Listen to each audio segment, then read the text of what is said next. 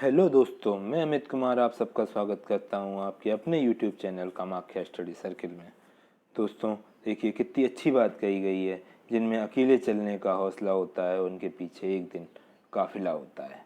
यानी कि यदि आप में हिम्मत है कि अकेले मेहनत करने की, आप अकेले अपने लक्ष्य को पाने का हौसला रखते हैं, तो एक दिन लक्ष्य ज़रूर मिलता है। चलिए दोस्तों, हम लोग शुरू करते हैं आधुनिक भारत का इतिहास।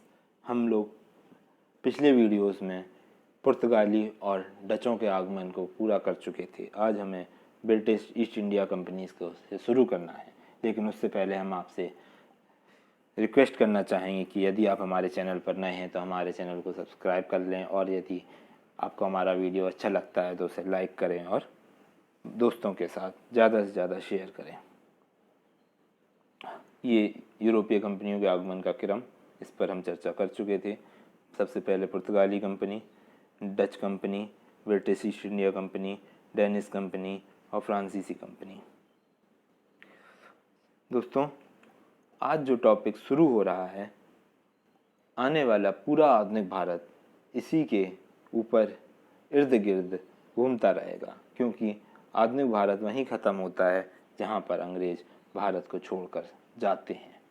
यानी कि पूरा अंग्रेजी काल जो है वो आधुनिक भारत के अंतर्गत आएगा। इसलिए हमें उसकी पिछली स्थितियों को और वर्तमान स्थितियों को और उसके आने वाली भविष्य की स्थितियों को समझने के लिए उसकी सभी आयामों को समझना होगा। चलिए दोस्तों, शुरू करते हैं। उस समय का एक फ्रांसीसी लेखक हैं जो बर्नियर, जो कहते हैं कि भारत एक ऐसा कुआं है जिसने संसार का सारा सोना आकर इकट्ठा होता है, मगर वहाँ से जाने का कोई मार्ग नहीं है। इस कथन से दोस्तों अंदाज़ा लगाया जा सकता है कि भारत की समृद्धि दर क्या रही होगी उस समय। ठीक है दोस्तों, कि जब सारे संसार का सोना जहाँ आकर इकट्ठा होता हो, तो वहाँ की समृद्धि दर अपने आप ही उच्च स्तर की होगी। जिस समय अंग्रेज भारत आए थे उस समय भारत की साक्षरता दर लंदन की साक्षरता से ज़्यादा थी।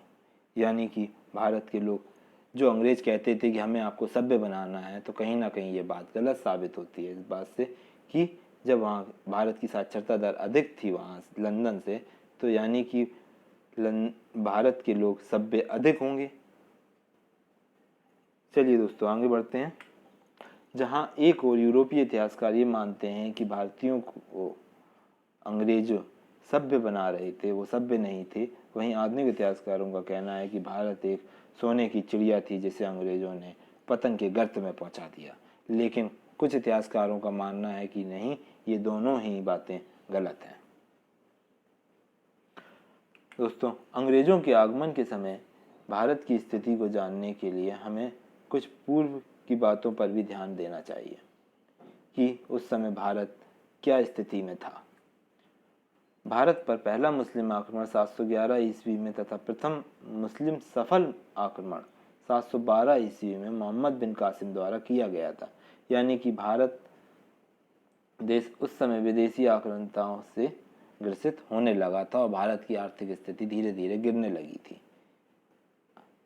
यानी कि भारत 712 ईस्वी में जब पहला मुस्लिम आक्रमण झेला है भारत ने, उसके बाद गजनवी आया, गौरी आए, दिल्ली सल्तनत आई, फिर मुग़ल आए। हमने अभी पिछले वीडियोज़ में भी चर्चा की थी नादिर शाह अब्दाली की, जिसने दिल्ली में कत्लेआम मचाया और बहुत कुछ भारत से लूट कर ले गया। यानी कि भारत की स्थिति धीरे धीरे कमज़ोर होती चली जा रही थी उसी समय से। चाहे वह दिल्ली सल्तनत हो या मुग़ल सल्तनत, उन्होंने गैर मुस्लिमों के ऊपर भी काफ़ी कर और अत्याचार बढ़ा दिए थे, क्योंकि वो मुस्लिमों को बढ़ाना चाहते थे। और उस समय जो जजिया कर, तीर्थ यात्रा कर, जबरन और धर्मांतरण की क्रिया भी काफ़ी बड़े स्तर पर की जा रही थी। ठीक है दोस्तों,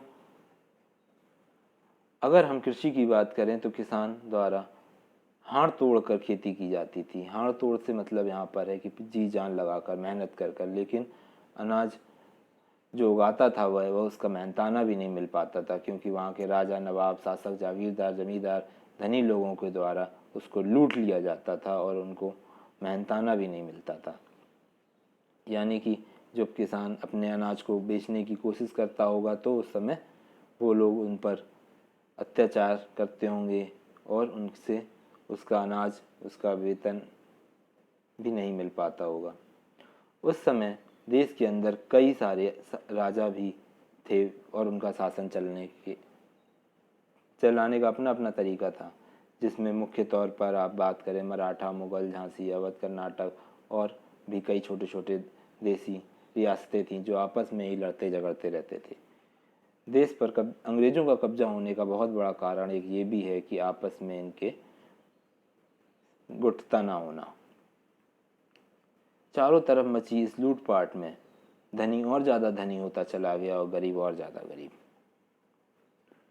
आइए दोस्तों, विभिन्न व्यवस्थाओं को हम बिंदुवार समझने का प्रयास करते हैं।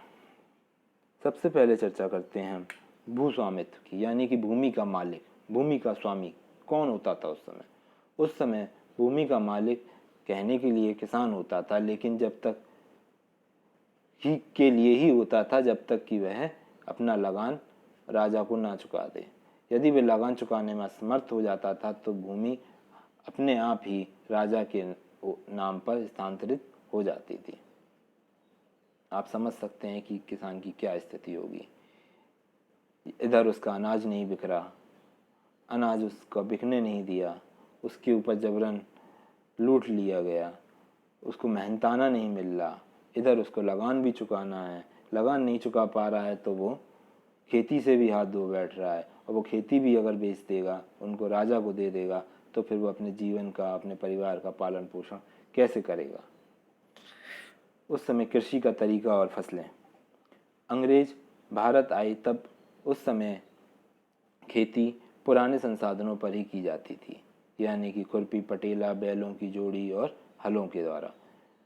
और उस समय कोई ट्रैक्टर, कल्टीवेटर या हैरो टाइप की और अन्य संसाधनों की व्यवस्था नहीं थी, जिससे कि किसानों को और ज़्यादा मेहनत करनी पड़ती थी। यहाँ तक कि वहाँ किसान नहरों की उपलब्धता भी नहीं थी, जिसे उन्हें पानी भी खरीद कर सिंचाई करनी पड़ती थी और उन्हें पानी का मूल्य भी चुकाना पड़ता था। और इससे क्या होता था, उनके लाभ का हिस्सा कम हो जाता था। यानी कि जब वो पानी खरीदेंगे तो वह उसका जो कीमत चुकाएंगे तो वो अपने लाभ में से ही तो चुकाएंगे। ठीक है दोस्तों, उस समय मुख्य खेती गेहूँ, मक्का, चावल, तिलहन, गन्ना आदि की होती थी और फलों में आम, अंगूर, तरबूज, खरबूजा, अनार, केला आदि उगाए जाते थे। अब अगर हम बात करें दोस्तों शिल्प और उद्योग की, उस समय के लोग जातिगत व परंपरागत तरीके से व्यापार कर वही उद्योग चलाते थे। ज़्यादातर मशीनों का व औजारों का विकास नहीं हुआ था जिससे कि उद्योगों को आगे बढ़ाया जा सके। शिल्पकला, दर्जी, मलमल, सुनार, रेशम आदि का एक पीढ़ी से दूसरी पीढ़ी में हस्तांतरित हुआ करती थी। एक पीढ़ी से दूसरी पीढ़ी से मतलब है कि जिसके पिताजी ये काम कर रहे हैं तो देखकर उसका बेटा करने लगा, फिर उनका बेटा करने लगा, यानी कि ये एक वंशानुक्रम सा व्यापार बन गया था। ठीक है दोस्तों, व्यापार और वाणिज्य। उस समय व्यापार और वाणिज्य की क्या स्थिति थी कि अंग्रेजों के आगमन से पूर्व व्यापार की जानकारी बहुत ही कम प्राप्त होती है। ऐसा माना जाने लगा है कि व्यापारियों से शासकों द्वारा ही बने हुए सामान का खरीदा जाता था और स्थानीय बाजारों में व्यापारी उसे बेच देते थे। यानी कि जो छोटे छोटे उद्योग जो चल रहे थे, जैसे कि हमने पिछले स्लाइड में आपसे चर्चा करी, तो उनको क्या होता था कि इसका पहली बात तो कि कोई प्रॉपर ज्ञान प्राप्त नहीं होता है कि व्यापार होता कैसे था, लेकिन फिर भी ऐसा अंदाज़ा लगाया जाता है कि उस समय पर व्यापार के लिए लोग अपने बाज़ार में आते थे, स्थानीय बाज़ारों में, और स्थानीय बाज़ार से लोग व्यापार कर कर बेचकर अपना सामान चले जाते थे, और जो दरबार के लिए ज़रूरी होता था तो वो राजाओं द्वारा खरीद लिया जाता था। दोस्तों आगे बढ़ते हैं और हम बात करेंगे चुंगी की। व्यापारियों के एक स्थान से दूसरे स्थान पर सामान ले जाकर उन्हें बेचने पर, उन्हें हर स्थान को बदलने पर यदि वो एक सीमा को पार कर रहे हैं तो उनको उसका चुंगी देना होता था। औरंगजेब का जब शासन था तो उसने हिंदुओं के लिए उसका लगान दुगना कर दिया था और मुस्लिमों को वो फ्री कर दिया था। इसका क्या इफ़ेक्ट हुआ कि हिंदू का लाभ कम हो गया, मुस्लिमों का लाभ ज़्यादा हो गया। चूँकि भारत एक हिंदू बहुसंख्यक देश है, इसलिए उसकी आर्थिक स्थिति अपने आप ही चरमरा जाएगी जब आप एक बड़े जनसंख्या का लाभ कम कर दोगे, उसका परचेसिंग पावर कम कर दोगे, तो वो देश के विकास में अपना योगदान नहीं दे सकता। ठीक है दोस्तों, आगे बढ़ते हैं। विदेशी व्यापार। भारत का विदेशी व्यापार प्राचीन काल से ही दूसरे देशों से भी होता आ रहा है। इसके अंतर्गत भारत श्रीलंका, जापान, पूर्वी द्वीप, नेपाल, एशिया, अरब सागर तथा विभिन्न बंदरगाहों व द्वीपों से भी बहुत सारी चीज़ें आगरा या और भी देश के और शहरों में आती थी और वहाँ से पूरे देश में भेजी जाती थी। विदेशी व्यापार के भी कुछ साक्ष्य मिलते हैं। तो व्यापार, यह कहने की कतई संशय नहीं होना चाहिए कि अंग्रेज़ों के आने के समय भारत में लघु उद्योग काफ़ी उन्नत स्थिति में थे। भारत के कई तरीकों की छोटे उद्योगों का सामान विदेशों में भेजा जाता था, जैसे सूती वस्त्र, रेशम आदि। लेकिन सारी चीज़ों को विदेशों में भेजा जाता था, लेकिन जब ब्रिटेन में औद्योगिक क्रांति आई तो इसका सिस्टम उल्टा हो गया। वो यहाँ से कच्चा माल ले जाते थे, अपनी मैन्युफैक्चरिंग करते थे और जो सामान बनाते थे वो ला के भारत में बेच देते थे। यानी कि जो यहाँ के छोटे व्यापार थे वो ख़त्म हो गए और गरीब और ज़्यादा गरीब होते होते उनकी आर्थिक स्थिति और व्यापारिक स्थिति दिनों दिन गिरती चली गई। ठीक है दोस्तों, आगे बढ़ते हैं। और इस तथ्यों से, इन कथनों से निष्कर्ष यही निकलता है कि उपरोक्त सभी तथ्यों को ध्यान में रखकर देखा जाए तो भारत ने 900 साल तक आक्रांताओं के आक्रमण झेले हैं